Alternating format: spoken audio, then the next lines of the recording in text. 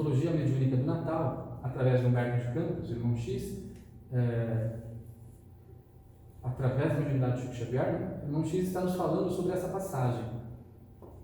E aí os Espíritos estão dizendo sobre, aqui nessas passagens, sobre a importância dos animais nesse momento.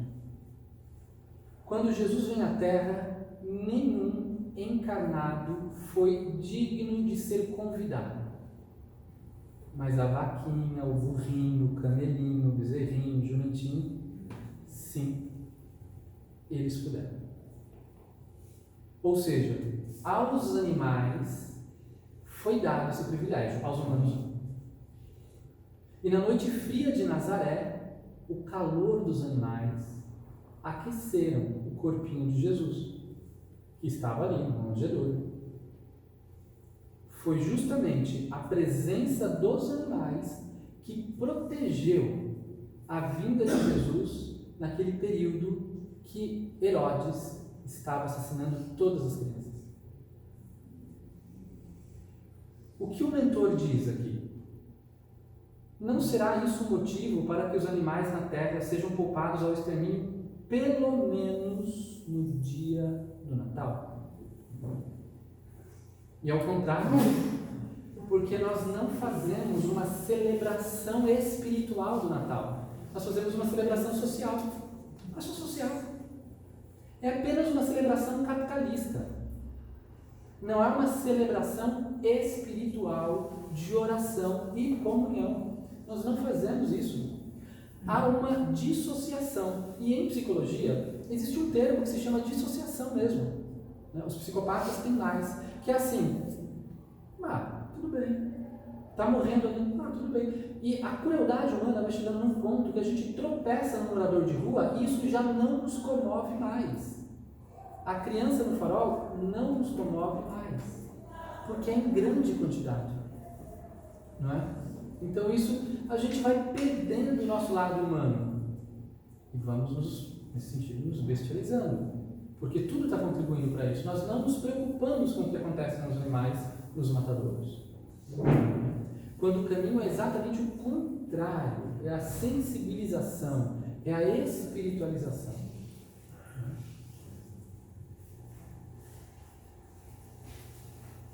Quando Kardec pergunta sobre a alimentação, e eu digo que me impressiona muito a pergunta do Kardec, Kardec é um erudito, é um intelectual.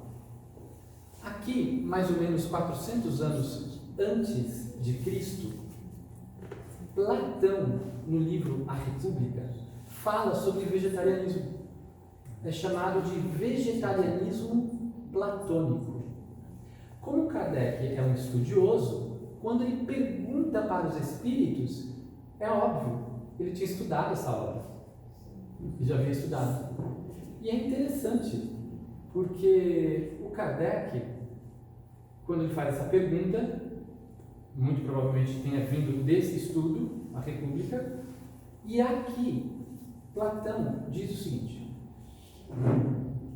nós precisamos desbastar uma parte da natureza para plantarmos, para o homem se alimentar. Mas se nós quisermos, alguém perguntou, mas e o molho? Mas se nós quisermos carne, a gente vai ter que desbastar mais um tanto para colocar os animais. E depois, mais outros tantos, não sei quantos, para plantar comida para esses animais. Aí o Platão diz, na República Perfeita, vai dar guerra. Vai chegar uma hora que vai ter imperialismo. Porque não vai ter terra para todo mundo. A alimentação vegetariana dá conta da necessidade de todas as pessoas se alimentarem. A alimentação carnívora vai provocar a guerra. É isso que Platão fala 400 a.C. Então Kardec resgata essa fala. Francisco de Assis, século XII, XIII, a gente falou dos animais na estrebaria, né? Quem foi que inventou o presépio? Francisco de Assis. A gente vê, acha bonitinho, não é só isso. Tem uma profundidade maior. E agora uma imagem aqui para a gente refletir. Quando a gente olha para o mar, faz a imagem de mar. Você está na praia, imagine a praia, mas a praia é legal, mais deserta e tal. Né? Quando a gente vê o horizonte, está lá o fiozinho do horizonte e depois o sol. Eles não parecem que estão próximos? No entanto, há uma distância astronômica entre esse limiar do horizonte e o sol. E esse mar bonitinho que a gente vê só a superfície, debaixo daquilo ali, há toneladas de milhões cúbicos de água. E uma diversidade de vida que talvez não seja totalmente calculado. Então essa distância que vai da linha do horizonte para a profundeza do oceano, da profundeza do oceano para o sol, do sol para você que está observando, é inconcebível para a nossa mente. Quando estamos estudando a espiritualidade, a gente está na superfície dela. A gente vê essas palavras, é porque a gente está na superfície. Se nos acostumarmos a isso, seremos seres superficiais. Não conseguimos aprofundar. Quando Francisco de Assis constrói o presépio, ele é a primeira voz ali na Idade Média, já nos chamando a atenção para a necessidade de cuidarmos dos animais e da natureza. Francisco de Assis é o primeiro ecologista, é o primeiro ambientalista. Quando ele coloca a manjedoura com Jesus aqui, bebezinho, coloca um bonequinho que é José, outro bonequinho que é Maria, os 3 reis magos que chegam depois, e todos aqueles animaizinhos, ele está dizendo, olha, precisamos viver em harmonia com a natureza. Por isso que ele chama de irmão sol, irmã lua, irmã árvore, irmão fogo, irmão pássaro, irmão rio. Ele está trazendo toda a natureza para dentro da nossa mente. Porque nós temos, sim, voltando àquele conceito, dentro da psicologia existe um conceito de dissociação. Dissociação é quando a gente não consegue incluir. Na constelação familiar também tem isso. Quando a gente não inclui as pessoas. Quando as pessoas não sentem. Um dos sentimentos essenciais para a integridade e bem-estar do ser humano, a gente chama integridade, é quando ele se sente pertencido, pertencimento. Precisamos pertencer a um ninho, a um clã, a uma tribo, a uma aldeia. O que Francisco de Assis está fazendo é, todos nós pertencemos uns aos outros. A natureza pertence, incluímos a natureza, nós somos a natureza. Estar dissociado disso significa, estamos dissociados, estamos fragmentados, existe uma perversão. Tudo bem? Sentido de perversão? Isso tem um sentido normal, aí você perverte e não faz o que deveria fazer. Nós não temos um planejamento espiritual quando encarnamos, não temos uma missão. Às vezes a nossa missão está mandando ir para lá, a gente veio para cá. O que a gente fez? Perverteu a missão. Chico Xavier, quando estava por volta dos seus 80 anos, ele trouxe uma frase impressionante. Ele disse: os espíritas estão desencarnando mal.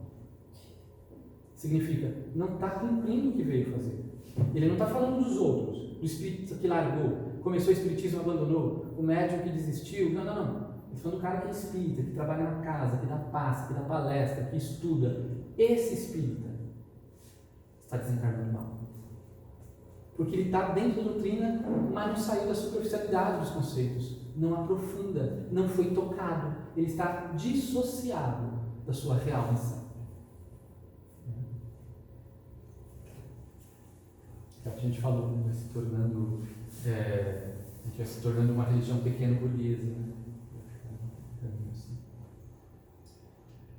Nós vamos entrar agora numa parte um pouco mais técnica dessa abordagem. Aí voltamos para o aspecto espiritual, mais para o fim. Por que optamos pelo vegetarianismo? No aspecto espiritual, a gente já viu que a doutrina está nos dizendo: somos os guardiões, os protetores e os amparadores dos animais. Então, espiritualmente, é uma doutrina que fala sobre o vegetarianismo. Assim como a igreja messiânica, assim como os Hare Krishnas, assim como os budistas. Mas algumas dessas religiões que eu citei, lá a egrégora da religião se tornou mesmo vegetariana. Se você um dia for visitar um templo Hare Krishna, você vai ver que não tem nada de origem animal para você comer. E eles não estão muito interessados em atrair clientes, não. Como algumas religiões, vou colocar muitas aspas, tá? Religiões cristãs. na minha opinião, podem ser pseudo-cristãs, onde o fiel é uma cifra, é um cliente, eu preciso fidelizá-lo, né? Então você vai ao templo Hare Krishna, na primeira ou segunda vez que você for, ele já fala, a gente tem uma doutrina aqui que tem uns pilares que são assim, ó, não se deve comer carne, nem peixe, nem ovos, nem álcool, nem jogos de azar e sexo, apenas sexo ilícito, assim, de primeira. Uau, mas eu só vim conhecer, já era mentira. Por isso que tem tão poucos. Que talvez saia do senso comum, né? De cara, assim, esse é o cartão de visitas, de boas-vindas, caso você visite, né? Mas fora esse contexto, por que nós nos tornamos vegetarianos? Ética em relação aos animais, não infligir dor, não sermos... Jesus disse, não é? Que o escândalo há de vir. Algumas tragédias aconteceriam de qualquer maneira. Mas Jesus disse, mas ai daquele por quem venha o escândalo. Ou seja, a nossa missão é, não sejamos nós a pedra de tropeço. Não sejamos nós os propagadores do escândalo, ainda que a grande sociedade esteja. O nosso ser no mundo é não ser a pedra de tropeço. O Dalai Lama tem uma frase que eu gosto muito, ele diz assim, olha, antes de você querer ajudar, primeiro certifique-se de que você não está atrapalhando. Começa por aí primeiro, né? As pessoas chegaram até ele, querem fazer a caridade e tal, então, vamos lá. Mas onde que eu posso atrapalhar? Onde você come carne? Começa por aí. Você quer diminuir a violência no Oriente Médio? Você está brigando na sua casa, você discute com a sua mãe, com a sua esposa, você quer que o mundo fique mais em ordem, como está o seu quarto? A gaveta do seu guarda-roupa. Né? Então, nos tornamos vegetarianos por causa da ética em relação aos animais, por causa da espiritualidade, por causa do meio ambiente e por causa da nossa saúde. E aí seguimos. Primeiro, alguns tipos de, vamos chamar de vegetarianos, né? Quando a gente está no caminho, quando a gente começa a se orientar por isso, né? Quando a gente resolve adentrar nesse caminho, a primeira coisa que a gente faz, tem um caminho que é mais ou menos normal, não tem que ser assim, tá? Mas um caminho mais ou menos normal é assim, a pessoa para de comer carne vermelha, ela para com carne de vaca, boi e porco, ela para com essas carnes. Esses animais têm um sistema nervoso mais desenvolvido, então para ali. Muita gente fala que já é vegetariano aí, né? Não, só come peixe e frango, né? Mas eu não sei se, né, o ensino tem estado muito ruim ultimamente, né? Porque o peixe e o frango, eles não são plantados, né? Não tem semente de peixinho e de franguinho. Então, é uma coisa que eu dizia até bem pouco tempo para minha irmã, que durante muito tempo ela disse, não, mas eu também sou vegetariano, só como carne branca.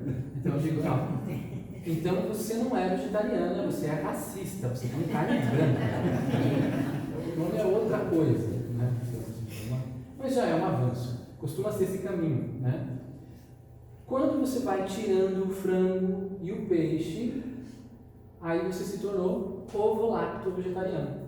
Você não come nenhum tipo de carne, mas come ovos, leite e todos os produtos derivados do leite. Conforme vai passando, a pessoa percebe que sim, o leite e os alimentos lácteos, aí agora você pensa, meu Deus, está ficando pior, eu estava simpático até agora. Eu achei que estava fácil, está ficando... É assim, né? Gente, mas vale ainda um respaldo. Na literatura védica, na literatura hindu, que é a religião mais antiga do planeta viva, ainda existente, por exemplo, Krishna nasce na Índia 3.000 anos antes de Cristo. A gente está falando de uma religião de 5.000 anos atrás, e eles já eram vegetarianos. É a cultura que criou o yoga e o vegetarianismo. Naquela época, naquela cultura, a vaca era um membro da família. Até hoje os indianos não comem vaca. Porque a vaca, todo mundo tinha uma vaquinha, que dá um bezerrinho e tal, e aí você divide o leite com o bezerro com a família inteira. Daí saía a manteiga, né? Hoje não é assim. O veganismo, a gente vai chegar já, é uma resposta moderna à crueldade da indústria. Se você vê como é extraído o leite da vaca, é uma violação, né? É um estupro. Porque para ela dar leite, ela tem que parir. Então isso pode ser feito manualmente, pode ser feito com máquinas. Costuma-se dizer, quando a gente adentra esse estudo, que num copo de leite às vezes tem mais crueldade do que no quilo de carne. Porque essa vaca ela vai morrendo aos poucos, né? Ela é exaurida. Então, a princípio, o problema nem seria o leite. A literatura védica liberou. Essa literatura de 5.000 anos atrás. As coisas mudaram muito. Né? Então, em algum momento, a gente vai questionar o próprio consumo do leite e dos alimentos lácteos. Talvez aí você já corte o ovo. Ou você mantenha o ovo. Tem gente que permanece ainda um pouco, ele já vai mudando, vai procurando não mais ovo de granja, mais ovo de galinha caipira, ele vai buscando, né, algumas coisas. Existe o outro que é o lacto vegetariano, ele tira o ovo primeiro e mantém o leite. Né? Aí vem o vegetariano estrito. Ele não come mais nada de origem animal. Nada.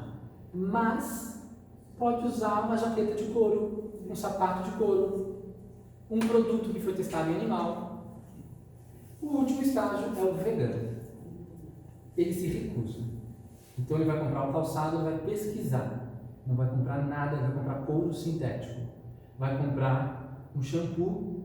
Eu não preciso de tanto assim, inclusive, ficou mais fácil. Você vai olhar lá, né, o sinalzinho não testado em animais.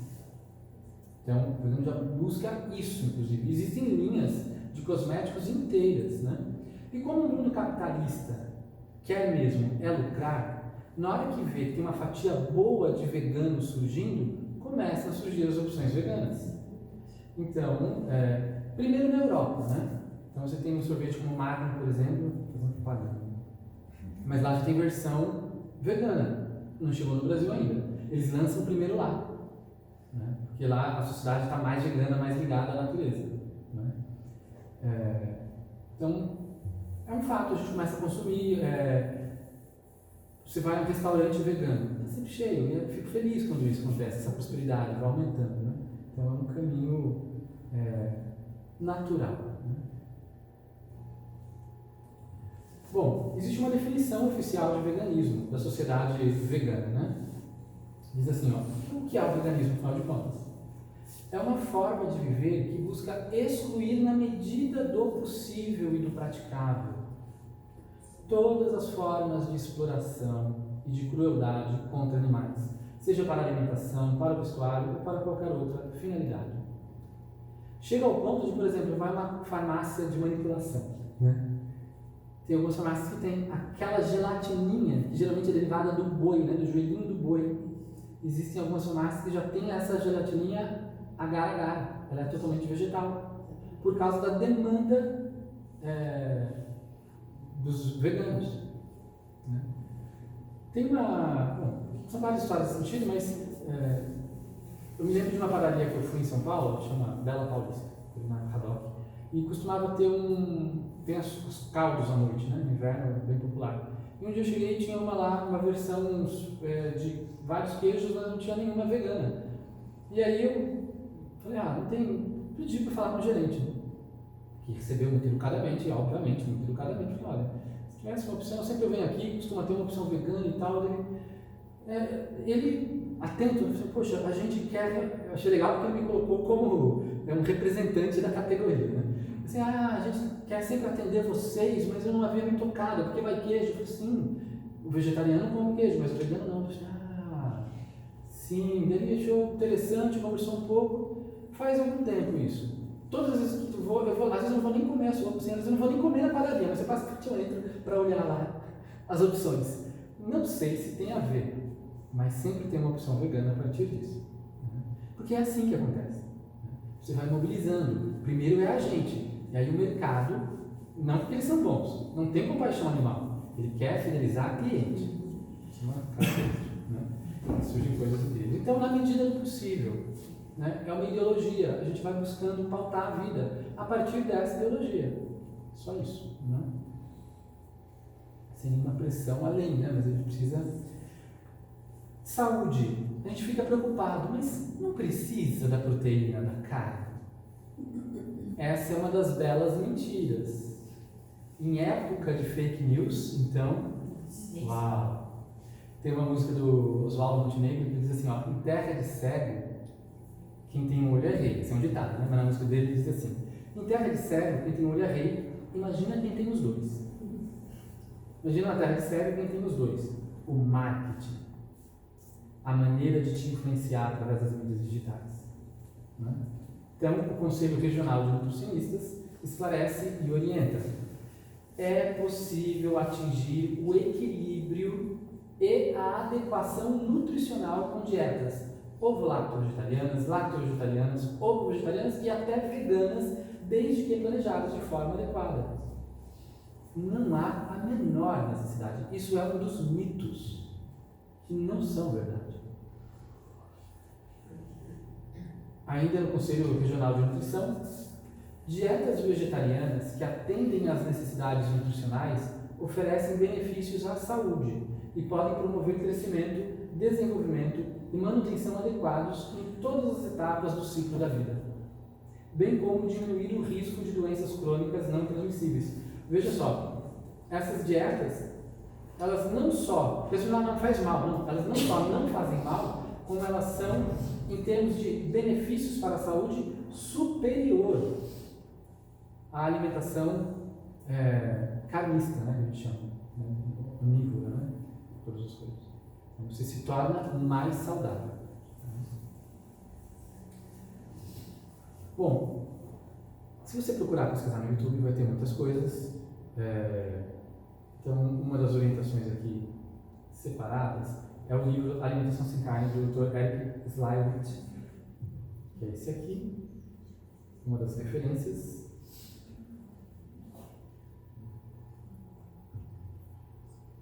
Para quem está começando agora esse estudo, na Netflix e no YouTube está tudo também, né? Tudo que tem na Netflix está liberado no YouTube. Esse documentário é sensacional. What the Hell? Sobre a alimentação carnista, vegetariana. A gente vai seguir direto? Não sei como vocês estão, querem fazer uma pequena pausa, chá, não, vamos seguir? Então vamos lá, quero isso aí. Bom, veja aqui um outro mentor do André Luiz dizendo: os homens estão absolutamente mergulhados na viciação dos sentimentos e nos excessos da alimentação, despreocupados do imenso débito para com a natureza amorável e generosa. Parece que foi dito agora, né? Parece que escreveram agora para os tempos de agora, né? Essa palestra está montada há bastante tempo, a gente muda algumas coisas, né? O modo já existe há algum tempo, mas a gente vê que a gente não avança muito nesse tema e às vezes aparentemente até regride, né? Então, assim, nós temos sim uma responsabilidade para com o que acontece na natureza. A primeira ação imediata que nós podemos fazer é com relação à diminuição do consumo de carne. É a primeira coisa. Porque além da dor desnecessária que infligimos aos animais, existe a questão aqui que o Platão havia falado. A gente destrói a floresta para virar pasto. Só que aí destrói 2 ou 3 tantos para plantar soja para esse gado comer. Quando as pessoas não estão ligadas nisso, falam, mas olha quantos milhões, quantas toneladas de soja o Brasil está exportando, está produzindo, como se nós vegetarianos comêssemos toda essa soja. Vegetariano não para todos, assim, mas eu já há um bom tempo que não como mais soja. Não é saborosa, existem muitas outras opções. A soja não é para os vegetarianos, é para os bois. Então a gente tiver essa questão da queimada e etc. Tudo isso tem um fundo, sim, econômico. Isso é real. Tem um fundo econômico, mas é para atender uma sociedade que não abre mão do seu churrasco, do seu bife, do seu hambúrguer. No fundo, a gente patrocina isso sim. E lembremos, o escândalo há de vir, mas ai daquele por quem vem o escândalo. Não sejamos nós pedra de tropeço. Estamos no Brasil. Poderia ser em Londres, poderia ser em Vancouver, não é? Poderia ser em Sydney, na Austrália, mas não, seu karma não é tão bom assim, você mora em São Bernardo. É o que tem para hoje. Né? Isso é ruim e é bom. Lembremos, a maior floresta do planeta Terra está aqui em 2019. A maior reserva de aquífero de água potável do planeta está aqui. E a gente está aqui por acaso? Jesus disse: não se pode servir a dois senhores. Estamos a serviço de uma força ou da outra. Você não é neutro. Estamos a serviço ou da ordem, da preservação ou da destruição, ainda que tenhamos sido inocentes úteis. Estamos a serviço de alguma força. Né? Isso é um dos desafios do século XXI. A gente precisa se posicionar. Né? E aí a gente chega nesse ponto. Estamos focados apenas qual é a ética cristã à luz do Espiritismo. E é impressionante como eu nunca tinha prestado atenção nessa pergunta, porque isso aqui é uma coisa tão ultrapassada que nós brasileiros nunca teríamos problemas com isso. Kardec pergunta no Livro dos Espíritos, em 1857, que se deve pensar da destruição quando ultrapassa os limites que as necessidades e a segurança trazem. Da caça, por exemplo. Quando não objetiva, senão o prazer de destruir sem utilidade. Caça, tourada, vaquejada, briga de galo, seja lá o que for. Kardec está perguntando aqui. Veja que coisa, eu nunca achei que ia olhar isso aqui com interesse. Questão ultrapassada, da época de Kardec. Não. Mas veja a resposta da espiritualidade. Predominância da bestialidade sobre a natureza espiritual. Vou parar aqui um pouco e a gente continua. Lembra que eu havia falado que a gente está do animal, passando pelo hominal, na direção da angelitude, depois da divindade, lá na frente. Então, primeiro, sejamos humanos. Emmanuel disse, sejamos humanos para com os animais. Não é? Como nós não estamos mais no reino animal, nós não somos mais uma onça, nós não somos mais um hipopótamo. Somos uma alma numa forma humana. Isso não quer dizer que já tenhamos alcançado o padrão da humanidade. Então, o que a espiritualidade está dizendo é, quando o nosso raciocínio no cérebro humano promove essa destruição desse tamanho, como por exemplo, promovendo a caça, o que está predominando é a bestialidade sobre a natureza espiritual. Isso aqui são os espíritos que estão dizendo na questão 735 do Livro dos Espíritos. Então, aqui, não se pode servir a dois senhores. Nós também temos uma posição em relação a isso. Continua a espiritualidade maior. Os animais só destroem para a satisfação de suas necessidades, enquanto que o homem, dotado de livre-arbítrio, destrói sem necessidade. Terá que prestar contas do abuso da lei, terá que prestar contas do abuso da liberdade que lhe foi concedida, pois isso significa que cede aos maus instintos. Nós somos protetores e amparadores dos animais. As nossas ações têm que sair, elas têm que resultar todas nessa direção: proteção do meio ambiente, proteção dos animais.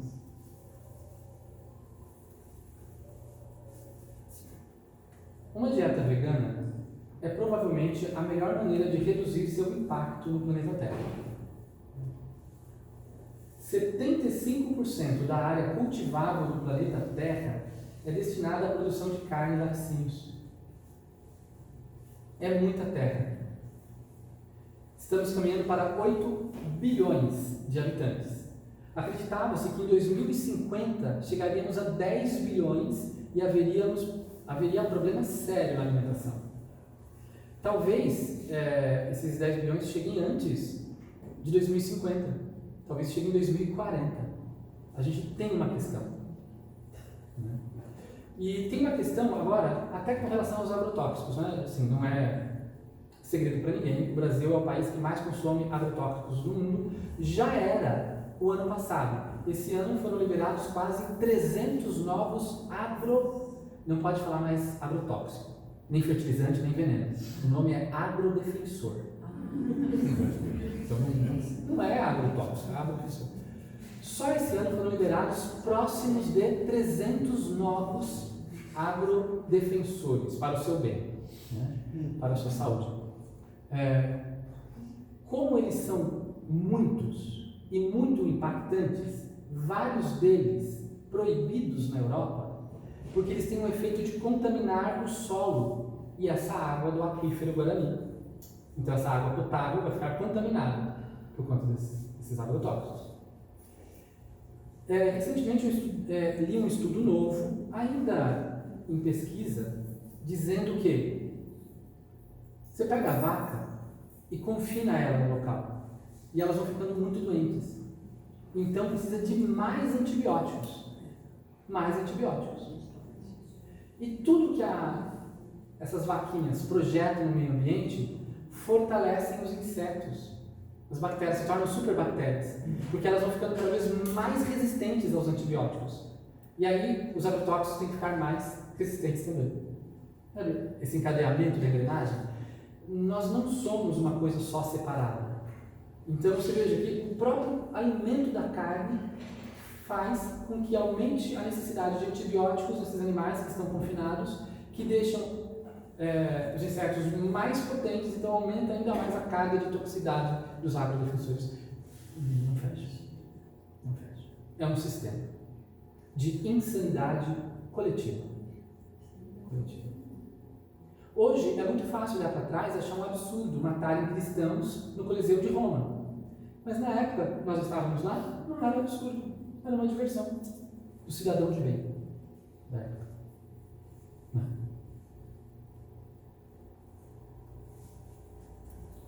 No Brasil, 79% da proteína produzida é transformada em ração para esses animais de grande porte.